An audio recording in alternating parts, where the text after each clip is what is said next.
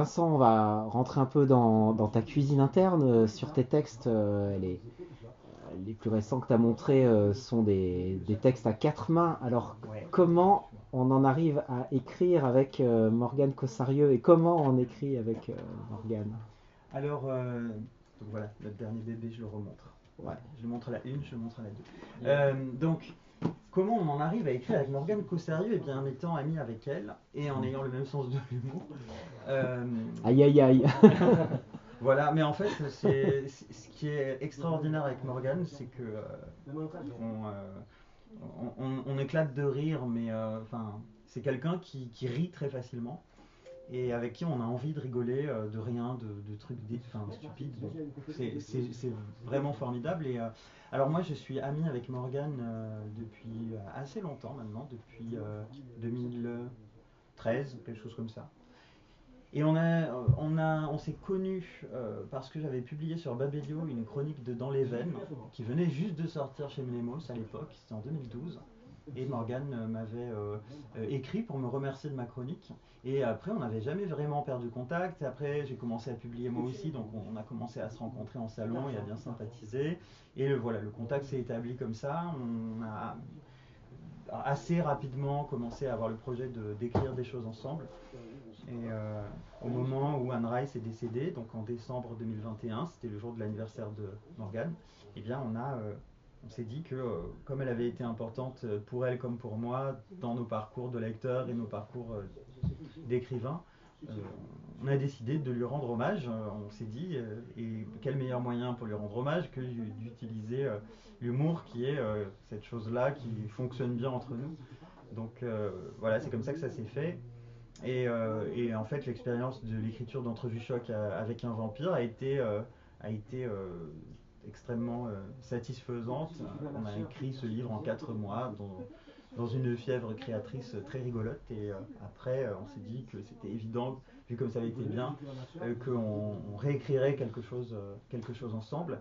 Ce qui effectivement s'est passé, pas si longtemps que ça après, puisque on a décidé d'écrire Festin de larmes vers la fin de l'année 2023, donc un peu plus d'un an après la sortie d'Entrevue Choc.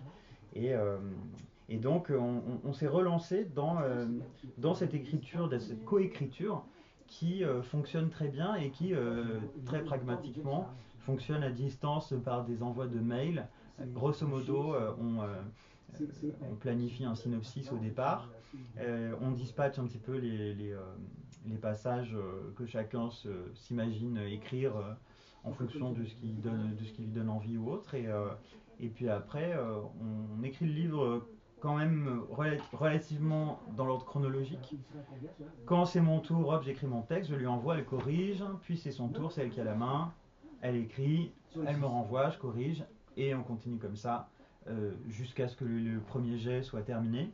Après, on confie notre premier jet à des bêta-lecteurs qui sont très fidèles. Il y a notamment le merveilleux Jérôme Accouche que tout le monde connaît et qui est non seulement un auteur de talent, mais aussi un bêta-lecteur extrêmement minutieux.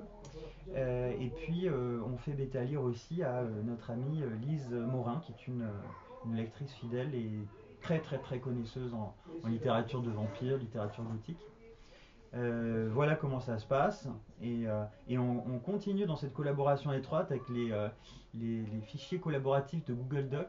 Au moment, en tout cas, c'est comme ça que ça s'est passé pour Festin de larmes, au moment des corrections éditoriales en fait sur le manuscrit de Festin de larmes. Et pareil, on rigole, on corrige, voilà, c'est extra. Et puis plus récemment, on a réécrit quelque chose ensemble, et c'était un petit peu différent. C'était un scénario de bande dessinée. Et donc pour l'écriture de ce scénario, là pour le coup, on s'est vu. On est resté ensemble plusieurs jours d'affilée pour écrire le scénario. Et donc c'est une bande dessinée qui sortira l'année prochaine chez Delcourt. Ah ah. Voilà. Primeur, primeur. Qui va bien. Alors Vincent, on va rentrer un peu dans ta cuisine interne. Sur tes textes, les plus récents que tu as montrés sont des textes à quatre mains. Alors Ouais. comment on en arrive à écrire avec Morgane Cossarieux et comment on écrit avec Morgane? Alors, donc voilà, notre dernier bébé, je le remontre. Ouais, je le montre à la une, je le montre à la deux. Donc, comment on en arrive à écrire avec Morgane Cossarieu? Eh bien, en étant ami avec elle et en ayant le même sens de l'humour. Aïe aïe aïe. Voilà, mais en fait, ce qui est extraordinaire avec Morgane, c'est que on éclate de rire, mais enfin, c'est quelqu'un qui rit très facilement et avec qui on a envie de rigoler de rien, de trucs stupides.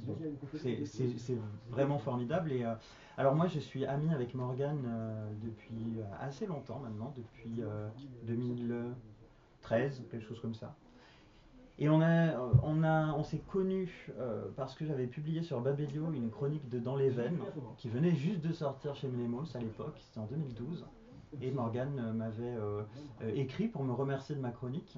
Et après, on n'avait jamais vraiment perdu contact. Et après, j'ai commencé à publier moi aussi, donc on a commencé à se rencontrer en salon et à bien sympathiser. Et voilà, le contact s'est établi comme ça. On a assez rapidement commencé à avoir le projet d'écrire des choses ensemble. Et au moment où Anne Rice est décédée, donc en décembre 2021, c'était le jour de l'anniversaire de Morgane, eh bien on s'est dit que comme elle avait été importante pour elle comme pour moi dans nos parcours de lecteurs et nos parcours d'écrivains, on a décidé de lui rendre hommage. On s'est dit, et quel meilleur moyen pour lui rendre hommage que d'utiliser l'humour qui est cette chose-là qui fonctionne bien entre nous. Donc voilà, c'est comme ça que ça s'est fait. Et en fait, l'expérience de l'écriture d'Entrevue Choc avec un vampire a été extrêmement satisfaisante. On a écrit ce livre en 4 mois dans une fièvre créatrice très rigolote. Et après, on s'est dit que c'était évident, vu comme ça avait été bien, qu'on réécrirait quelque chose ensemble. Ce qui effectivement s'est passé, pas si longtemps que ça après, puisque on a décidé d'écrire Festin de larmes vers la fin de l'année 2023, donc un peu plus d'1 an après la sortie d'Entrevue Choc. Et, euh, et donc on s'est relancé dans cette écriture, dans cette coécriture qui fonctionne très bien et qui, très pragmatiquement, fonctionne à distance par des envois de mails. Grosso modo, on planifie un synopsis au départ, on dispatche un petit peu les passages que chacun s'imagine écrire en fonction de ce qui lui donne envie ou autre. Et puis après, on écrit le livre quand même relativement dans l'ordre chronologique. Quand c'est mon tour, hop, j'écris mon texte, je lui envoie, elle corrige, puis c'est son tour, c'est elle qui a la main, elle écrit, elle me renvoie, je corrige, et on continue comme ça jusqu'à ce que le premier jet soit terminé. Après, on confie notre premier jet à des bêta-lecteurs qui y sont très fidèles. Il y a notamment le merveilleux Jérôme Accouche que tout le monde connaît et qui est non seulement un auteur de talent, mais aussi un bêta-lecteur extrêmement minutieux. Et puis, on fait bêta-lire aussi à notre amie Lise Morin, qui est une lectrice fidèle et très très très connaisseuse en littérature de vampires, littérature gothique. Voilà comment ça se passe et on continue dans cette collaboration étroite avec les fichiers collaboratifs de Google Doc au moment, en tout cas c'est comme ça que ça s'est passé pour Festin de larmes, au moment des corrections éditoriales en fait sur le manuscrit de Festin de larmes. Et pareil, on rigole, on corrige, voilà, c'est extra. Et puis plus récemment, on a réécrit quelque chose ensemble, mais c'était un petit peu différent, c'était un scénario de bande dessinée. Et donc pour l'écriture de ce scénario, là pour le coup, on s'est vu, on est resté ensemble plusieurs jours d'affilée pour écrire le scénario. Et donc c'est une bande dessinée qui sortira l'année prochaine chez Delcourt. Ah ah. Voilà. Primeur. Qui va bien. En passant, je reviens sur ce que tu as dit précédemment. Tu évoquais beaucoup la figure du vampire avec les questions de genre. Questions de genre qui intéressent notamment beaucoup Morgane. Je pense que, à mon avis, l'un de ses écrits les plus significatifs sur cette question-là, ça reste Vertèbre, où vraiment elle explore la question du non-genré, du genré, vraiment de multiples façons, avec notamment la figure du loup-garou, qui est parfois un peu voisine de la figure du vampire, du moins dans l'imaginaire collectif. Et c'est surtout sur Festin de larmes qu'on va retrouver ça, puisque comme tu l'as dit, il y a beaucoup de néo-gothique là-dedans, il y a beaucoup de. C'est très victorien même dans l'esprit, je trouve, dans l'écriture. avec le personnage de Tristan, qui est donc votre personnage de vampire. Alors il faut préciser, et ça c'est pas un spoil, parce que Adrien, tu le dis dans la postface, le mot n'est jamais prononcé. Fait un peu significatif. Les personnages comprennent qu'ils ont affaire à quelque chose de surnaturel au bout d'un moment, parce qu'il se passe des trucs vraiment pas cool pour les personnages qui creusent la route de Tristan. Ils comprennent que c'est pas normal, que c'est pas naturel, mais le mot vampire n'est jamais prononcé, à la différence de Van Helsing, par exemple. Et il y a même une figure, je trouve, un petit peu Van Helsing dans le maître de musique d'Aubray, un petit peu. Il a ce côté un petit peu gardien, un petit peu justement maître qui va se mettre là. Puis j'aimerais savoir comment. Alors, je sais qu'il y a quelque chose qui vous a fait beaucoup rire, Morgane et toi, parce que je crois qu'elle l'a mentionné, je ne sais plus dans quelle interview. C'est le passage du fœtus en fait. Voilà, donc il va se passer quelque chose par rapport à la maternité et par rapport à la fiancée d'Aubray. Et c'est une scène qui apparemment vous aurait fait rire à l'écriture. Comment on arrive à exorciser cette grosse violence? Parce que je précise aussi, il y a une introduction de Barbara Sadoul Oui.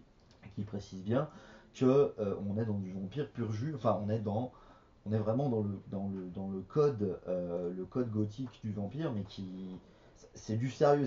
On n'est plus dans la parodie d'Anne Rice là. On est vraiment dans quelque chose de beaucoup plus incisif, c'est sans mauvais jeu de mots. Et justement, comment vous êtes arrivé à exorciser un petit peu cette violence dans l'écriture? Bah, en fait, le fait d'écrire la violence, je pense que c'est le fondement, enfin en tout cas ça représente tout un pan de la pratique de Morgane, mais aussi de la mienne, même si ça prend une forme différente.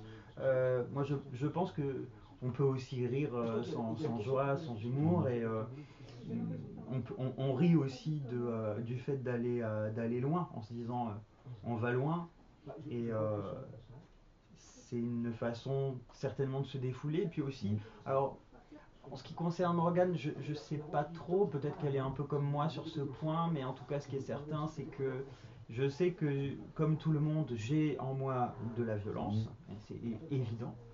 En revanche, il y a des gens qui ont beaucoup plus de talent que moi pour l'exprimer dans le réel. Ce qui fait que le fait d'aimer regarder des films d'horreur et d'aimer écrire de l'horreur, c'est presque quelque chose de structurant de mon point de vue, parce que c'est la manière que j'ai pour déployer cette violence-là. Et, et donc voilà, une scène extrêmement malsaine et violente comme celle à laquelle tu fais référence dans Festin de larmes, et ben c'est aussi une façon de se connecter avec une partie de soi qui est libre de le faire dans l'espace du texte. Et je pense que voilà, je pense que c'est ça que je peux répondre à cette question. La figure du vampire, justement, elle est un peu permissive là-dessus, puisque notamment vous évoquez, non seulement vous évoquez, mais vous décrivez aussi des pratiques libertines. Oui. Donc en fait, en plus on est en Louisiane, et donc ça fait penser à Vampire et Bayou, donc le premier RSN Morgane, Oui. où elle expliquait réellement que la Louisiane c'est un peu une terre maudite en termes de, comment dirais-je, de pureté. On est vraiment il y a vraiment toute une rue dévolue à la prostitution. C'est vraiment, il y a vraiment des choses qui sont de l'ordre de l'infernal en Louisiane pour les pratiques catholiques en fait. Et du coup le libertinage permet aussi cette exploration quelque part. Oui, bah, de toute façon, la Louisiane, c'est la terre de migration logique des vampires. Alors, on dit à partir d'Anne Rice, et c'est vrai qu'Anne Rice a été la première à faire un livre célèbre où les vampires ont pour terre d'élection la Louisiane, parce que la Louisiane, et en particulier la Nouvelle-Orléans, c'est une terre de contraste, c'est la chaleur infernale, c'est les moustiques, enfin, je ne vais pas faire un dessin de tout ce qui fait que la Louisiane potentiellement peut être une terre vampirique et un lieu de migration plutôt logique, puisqu'en plus il y a l'esclavagisme et que la relation de vampire est souvent dans la symbolique quelque chose qui permet d'explorer la question de l'emprise et du pouvoir qu'on va avoir sur l'autre. Donc oui, la Nouvelle-Orléans, c'est un endroit où les vampires vont s'installer massivement. Un peu avant Anne Rice, mais surtout à partir d'Anne Rice et après avec Poppy Bright. Et d'ailleurs, j'ai pas suffisamment parlé tout à l'heure de Poppy Bright et à quel point cette plume m'a marqué dans mon parcours de lecteur. Ça a été absolument décisif. Je savais pas que c'était possible en fait d'écrire des choses comme ça. Bref, je dérive. J'ai oublié la question de départ. La question de départ, c'était simplement est-ce que la figure du vampire, justement, n'est pas permissive d'exprimer cette violence-là avec le libertinage et avec la terre de Louisiane, qui est vraiment une des terres de prédiction des vampires, En comme tout, tu le disais. oui, alors ça fait partie d'un pan de ce qui est possible d'explorer avec le vampire, puisque le vampire, la recherche s'accorde quand même à dire que le vampire, même s'il y a des petites, il peut y avoir débat sur cette question, mais on dit beaucoup que par exemple, dans une société très puritaine comme la société victorienne, où ont paru Carmilla et Dracula, et bien justement, la figure du vampire permet d'explorer un tabou en ayant comme alibi, on écrit de l'horreur et on dénonce. Ce qui n'empêche que le tabou a pu être abordé. Par exemple, l'homosexualité féminine dans Carmilla, ou par exemple la sexualité à plusieurs dans Dracula, parmi les très nombreux exemples. Mais il n'empêche que le vampire, ça peut aussi être autre chose, et que la violence ne prend pas forcément les formes qui relèvent de l'agressivité, par exemple, ou de la transgression des interdits. La violence, ça peut être quelque chose de beaucoup plus rentré, de beaucoup plus mystérieux et impalpable, et le vampire permet aussi d'explorer ça. Je pense qu'il y aurait un essai à écrire sur les rapports entre vampire et deuil, en particulier. Voilà.